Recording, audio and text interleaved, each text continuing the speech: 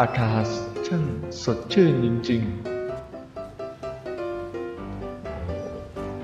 โอ้วิวสุดยอดเลยวันนี้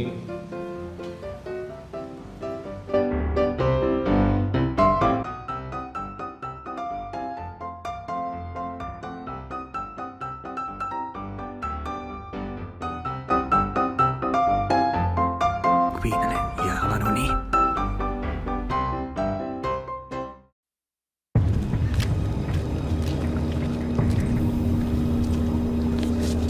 พี่มีอะไรครับ จะถ่ายรูปคู่กับผมเหรอ มึงเห็นกูเป็นเพื่อนเล่นมึงเหรอ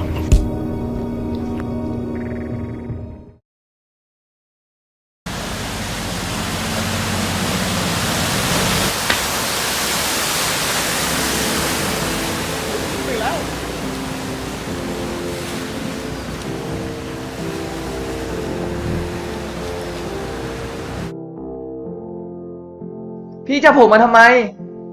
มึงมีอะไรให้กูบ้าง ตอนนี้ผมไม่มีอะไรเลยพี่ ไม่มีอะไรเลยเหรอ มึงมีญาติไหม ญาติผมก็ไม่มี เอาเงินาให้ พี่ มึงหลอกกู อ่ะ งั้นเราไป เดี๋ยวพรุ่งนี้เรารอดูว่ามันจะมีญาติไหม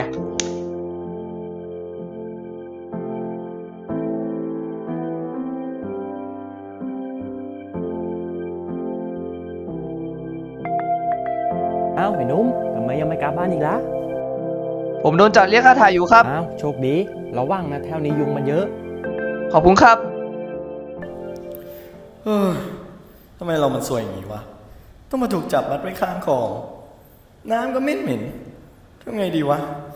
ไอ้โจรสองตัวนั้น เดี๋ยวพวกมันเจอดีแน่ ออกจากที่นี่ยังไงดีเนี่ย โอ้ยตาย เฮ้ย นั่นอะไรอ่ะ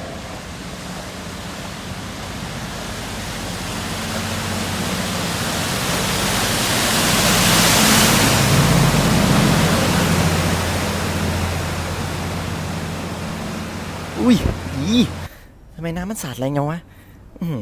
เหม็นไปหมดเลยเนี่ย เฮ้ย หรือเราจะเอาแรงจากน้ำนี้มาทำอะไรได้เปล่าวะ โอ้ คิดออกแล้ว นี่เรามีอุปกรณ์ นี่ไง แล้วก็นี่ด้วยคอนวิเศษปิ้งปิ้งปิ้งปิ้งปิ้งปิ้งปิ้งปิ้งปิ้งปิ้งปิ้งปิ้งปิ้งปิ้งปิ้งปิ้งปิ้งตุ้มตุ้มตุ้มตุ้มตุ้มตุ้มตุ้มปิ้งปิ้งปิ้ง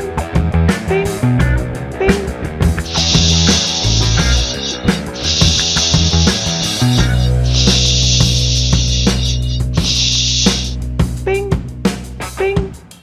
ปิ้งปิ้งปิ้ง เฮ้ยเองทำไรอ่ะ เปล่าครับ เฮ้ยดีมากเลย เดี๋ยวพรุ่งนี้เจอกันนะพักผ่อนให้สบายนะ ปิ้งปิ้งปิ้งปิ้ง ในที่สุดเราก็ทำเสร็จแล้วท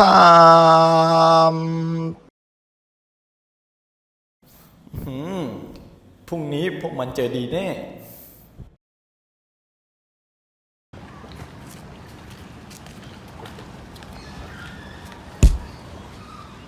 เป็นไง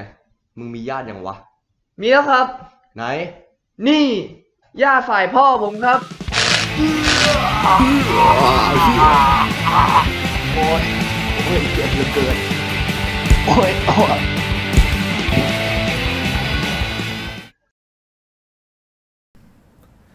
เฮ้ยในที่สุดเราก็รอดมาได้ต้องขอบคุณคลื่นน้ำในคลอง กับมันสมองของเราจริงๆโหเรานี่มันอัจฉริยะว่าแต่ริมคลองนี้ไม่มีไฟเลยเหรอวะคนเดินเยอะขนาดนี้ ตอนค่ำๆมืดๆไม่เปลี่ยวหน้าดูเลยเหรอ เฮ้ย หรือว่า เราจะเอาสิ่งประดิษฐ์ของเรามาประยุกต์และผลิตไฟข้างคลองได้วะ เฮ้ย ไอเดียเริ่มบันเจิด กลับบ้านดีกว่า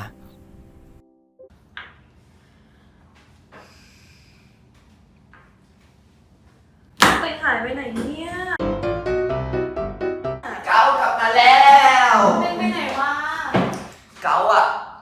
นจับไปเรียกค่าไถ่เว้ย ฮะแล้วเต้นหนีมาได้ยังไงอ่ะ เกาอ่ะผลิตพลังงานไฟฟ้าจากพลังงานคลื่นแล้วเอาไฟฟ้าไปช็อตมันไง พลังงานไฟฟ้าแล้วมันทำยังไงอ่ะ มันทำอย่างนี้ไง เมื่อทุกคนไปคลองแสนแสบภาพที่คุ้นตาคือเรือที่วิ่งสัญจรไปมาภายในคลอง เกิดขึ้นมากมายและค่อนข้างรุนแรงกระแทกตลอดแนวชายตลิ่งเรือที่สัญจรไปมาอย่างหนาแน่นตลอดทั้งวันแล้วน่าจะใช้ประโยชน์จากส่วนนี้นำมาสร้างกระแสไฟฟ้าได้ จากเขื่อนที่เราเห็นกันอยู่ทั่วไป จะมีการเปลี่ยนเล็กน้อยเพื่อให้รองรับกับการทำงานของกลไก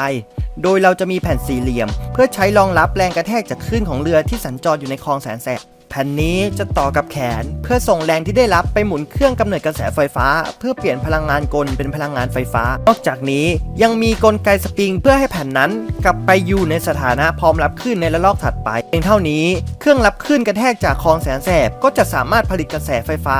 ออกมาให้เราใช้ได้ในที่สุด โหสุดยอดไปเลยงั้นเขาว่านะ ถ้าเรามีเครื่องเนี้ยในชีวิตประจำวันอ่ะ มันน่าจะช่วยประหยัดไฟได้นะ จริงด้วย งั้นเราลองแบบไปหาเสนอสักบริษัทไหม งั้นเกาอ่ะไปเตรียมแผนงานเพื่อไปนำเสนอก่อนนะขอบคุณมาก บ๊ายบาย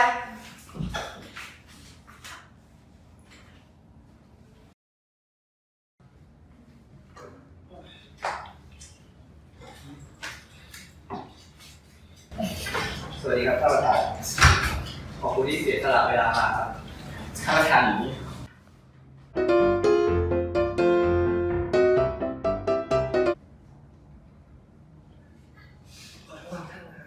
ไม่ผมเข้าใจแล้วคนชอบทักผมผิดตรงนี้แหละเป็นธรรมดาต้องขอแนะนำ อันนั้นนั่งเลยส่งนะ ชิวๆไม่ต้องงงเราทำงานกันชิวๆแบบนี้อยู่แล้ว ท่านประธานครับ วันนี้ผมมีโปรเจกต์มานำเสนอครับ มันจะเกี่ยวกับอะไรเนี่ย เกี่ยวกับผลิตไฟฟ้าจากพลังงานคลื่น แล้วพลังงานคลื่นนี้ใช้จากที่ไหนนะ จากคลองแสนแสบครับ โอ้แสดงว่าแบบนี้ก็ยังไม่เคยมีใครทำเลย ใช่ครับ มันยังไม่มีใครทำก่อนเลยครับ แล้วคุณคิดว่าคุณเนี่ยอยากจะขายโปรเจกต์นี้กับผมในราคาเท่าไหร่ครับ ผมไม่ได้สนใจเรื่องราคาที่จะขายอยู่แล้วครับ ผมแค่อยากให้โปรเจกต์ของผมต่อยอดไปให้ไกลที่สุด อย่างน้อยก็แค่คนเห็นคุณค่าของพลังงาน และหันมาใส่ใจประหยัดพลังงาน เพื่อจะได้มีพลังงานใช้ต่อไปรุ่นหลานก็เพียงพอแล้วครับ แนวคิดของคุณนี่มันดีจริงๆเลย ผมหวังว่าสักวันหนึ่งเราคงได้ร่วมงานกันจริงๆ เดี๋ยวผมขอกลับไปคิดดูก่อนนะครับ ครับผม ขอบคุณมากครับ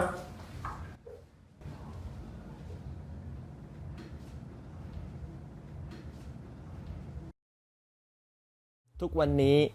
มนุษยชาติล้วนต้องพึ่งพาพลังงานจากฟอสซิลหลายคนมองว่าสิ่งเหล่านี้คงยังไม่หมดไปแต่หากมองให้กว้างกว่านั้นไม่ใช่เพียงแค่ปัญหาด้านการขาดแคลนแต่หากเป็นปัญหาด้านมลพิษที่ส่งผลกระทบโดยตรงและค่อนข้างรุนแรงต่อมวลมนุษยชาติมนุษย์ควรต้องมองหาสิ่งที่มั่นคงมั่งคั่งและยั่งยืนอย่างแท้จริงในด้านของพลังงานทุกวันนี้ทุกภาคส่วนพยายามผลักดันแหล่งพลังงานสีเขียวไร้มลพิษซึ่งเครื่องรับคลื่นกระแทกจากคลองแสนแสบสามารถเป็นหนึ่งในแนวคิดนั้นได้ถึงแม้วันนี้นวัตกรรมชิ้นนี้ยังมีประสิทธิภาพดีไม่เพียงพอสำหรับการดำเนินการในทางปฏิบัติโดยหวังว่าจะสามารถเป็นจุดเริ่มต้นที่ดีสามารถต่อยอดไปสู่สิ่งที่ดีกว่ารวมถึงเป็นการจุดประกายความคิดสร้างความตระหนักในเรื่องของพลังงานล้วนมีอยู่ทุกที่หากแต่ต้องเรียนรู้จักประยุกต์และนำมาใช้ให้เกิดประโยชน์สูงสุด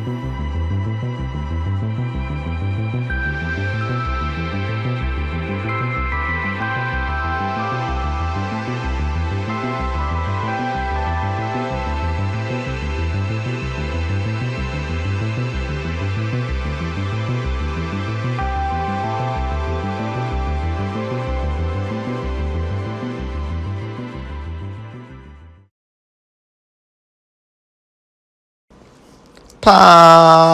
มปามปามปามปามปามปามปาม